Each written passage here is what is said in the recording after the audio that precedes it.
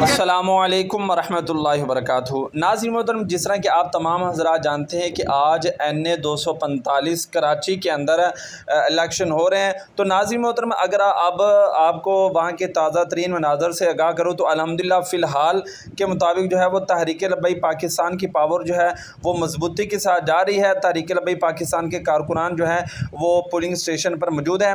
ناظرین محترم، یہاں پر آپ کو میں نے دو خبروں سے آگاہ کرنا ہے۔ سب سے پہلی خبر کہ الحمدللہ ہمارے قائدین جو ہے، جس طرح کہ آپ کو بتاؤں کہ پیر سید احمد شاہ بخاری وہ بھی پولنگ اسٹیشن پر موجود ہیں، اور اسی طرح وسطی پنجاب کے امیر سید آصف اللہ شاہ صاحب وہ بھی پولنگ اسٹیشن پر موجود ہیں، اور ناظرین محترم دیگر کچھ قائدین جو ہے وہ پولنگ اسٹیشن پر موجود ہیں کہ اب جو ہے وہ دھاندلی نہیں ہم نے کرنی دینی، لیکن یہ اپنی بغیرتیوں سے باز نہیں آ رہے۔ ناظرین محترم آپ کو بتاؤں کہ گورنمنٹ گرلز سیکنڈری اسکول آبرو کیمپس سولجر بازار کے پولنگ اسٹیشن پر جو ہے وہ پھر تحریک لبیک پاکستان کے ساتھ جو ہے وہ دھاندلی کی جا رہی ہے۔ ناظرین محترم، تحریک لبیک پاکستان کے چیف کو جو ہے وہ پولنگ ایجنٹ کو پولنگ اسٹیشن کے اندر نہیں جانے دے رہے، ان کو جو ہے وہ روکا جا رہا ہے۔